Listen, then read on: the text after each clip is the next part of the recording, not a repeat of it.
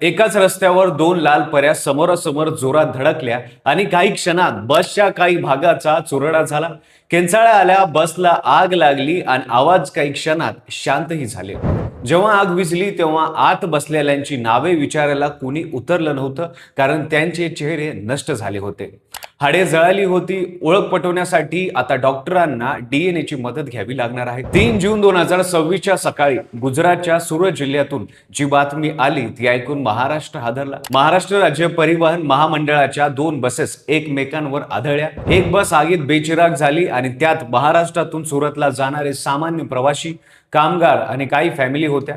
हा अपघात नव्हता, तर एका चुकीने दुसरी चूक घडवली आणि दुसऱ्या चुकीने हा अपघात घडला.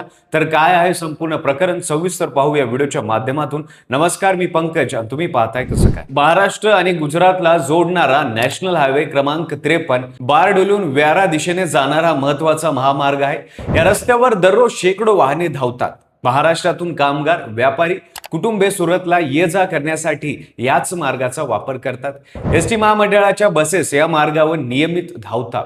मंगळवारी सकाळी या महामार्गावर एकाच वेळी 2 एसटी बसेस धावत होत्या. एक बस होती धुळे आगाराची नवापूर मार्गे सुरतला जाणारी, दुसरी बस होती जामनेरहून निघाली सुरतकडे जाणारी आणि चाळीसगाव मार्फे येणारी. या 2 बसेस आपापल्या मार्गावर नेहमीप्रमाणे धावत होत्या. सकाळच्या वेळी बारडोली तालुक्यातील उवा माणिकपूर गावाजवळ हा प्रकार घडला. सकाळचे काम सुरू असताना त्या महामार्गावर एक पाण्याचं टँकर धावत होतं. धुळे आगाराची बस त्याला मागे होती. टँकरने वेग कमी केला असेल किंवा अचानक काहीतरी झालं असेल, पण बस टँकरला जाऊन धडकली. त्या धडकेचा वेग इतका होता की बस चालकाने वाहनावरील नियंत्रण सुटले. बसने रस्त्यावरचा दुभाजक ओलांडला, म्हणजे ती बस चुकीच्या लेन मध्ये शिरली आणि त्या क्षणी समोरून जामनेर सुरत बस येत होती. दोन्ही बसेसची समोरासमोर धडक झाली. ती धडक इतकी जबरदस्त होती की एका बसच्या पुढच्या भागाचा अक्षरशः चुरोडा झाला. दुसरी बस धडकेच्या जोराने रस्त्याच्या कडेला असलेल्या खदानीतील जाऊन पडली. पडताना तिने 3 पलट्या खाल्ल्या आणि बस पेटली. आग लागल्याने प्रवासी आतमध्ये अडकले. आग विझवण्यासाठी अग्निशामक दल आणि पोलीस येईपर्यंत खूप नुकसान झालं होतं.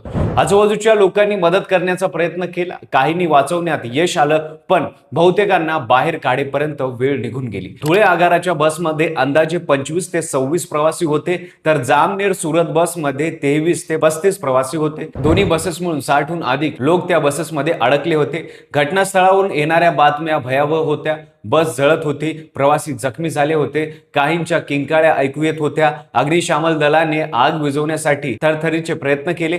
जखमींना तातडीने बारडोली येथील सरदार शासकीय रुग्णालयात दाखल करण्यात आलं. त्यात 41 जण गंभीर जखमी झाले होते. त्यापैकी काहींना गंभीर भाजलेच्या जखमा होत्या आणि 7 जण मृत्युमुखी पडले होते. हे 7 जण त्याच बसमधील होते जी बस आगीत भस्मात झाली. पण 7 मृतदेह इतके भाजले होते की 6 जणांची ओळख पटू शकत नव्हती. त्यांचे शरीर पूर्णपणे जळून खाक झाले होते. बरडोली रुग्णालयाचे वैद्यकीय अधिकारी डॉक्टर भावेश पटेल यांनी सांगितलं की फक्त एका व्यक्तीची ओळख पटू शकली. ती व्यक्ती म्हणजे जामनेर सुरत बसचे चालक घनश्याम राघे बरकले, वय 42. उर्वरित 6 मृतदेह इतके जळाले आहेत की डीएनए तपासणीशिवाय त्यांची ओळख पटणं शक्य नाही. आता नातेवाईक येतील, त्यांचे डीएनए सॅम्पल घेतले जातील, पण मग मृत्यूदेहांशी जुळवले जातील आणि मग कळेल की ते मृत्यूदेह कोणाचे आहेत. दोन्ही बसचे चालक या अपघातात मृत्युमुखी पडले. एका बसचे चालक घनश्याम बरकले यांची ओळख पटली, पण दुसऱ्या बसच्या चालकाची ओळख निश्चित झालेली नाही. सुरत जिल्हा अधिकारी रोहन घुगे यांनीच पुष्टी दिली की त्या व्यक्तींची ओळख अद्याप पटलेली नाही. ते नेमके कुठले, कोणत्या गावचे हे अजून समोर आलेलं नाही. डीएनए सॅम्पलिंगचे काम सुरू आहे. घटनेची माहिती मिळताच बारडोली शहर पोलीस, अग्निशामक दल आणि सुरत व शेजारील तापी जिल्ह्यातील प्रशासन घटनास्थळी पोहोचले. बचाव कार्य युद्ध पातळीवर सुरू झाले. जखमींना विविध रुग्णालयात दाखल करण्यात आलं. महाराष्ट्राचे मुख्यमंत्री देवेंद्र फडणवीस यांनी भावपूर्ण श्रद्धांजली अर्पण केली. ते म्हणाले की एसटी महामंडळ आणि जळगाव जिल्हा प्रशासन सुरत प्रशासनाशी संपर्कात आहेत. जखमींची संपूर्ण काळजी घेतली जात असून सर्व आवश्यक ती मदत पुरवली जात आहे. राज्याचे परिवहन मंत्री प्रताप सरनाईक यांनी मृत्यूंच्या नातेवाईकांना 10 लाख रुपयांची भरपाई जाहीर केली.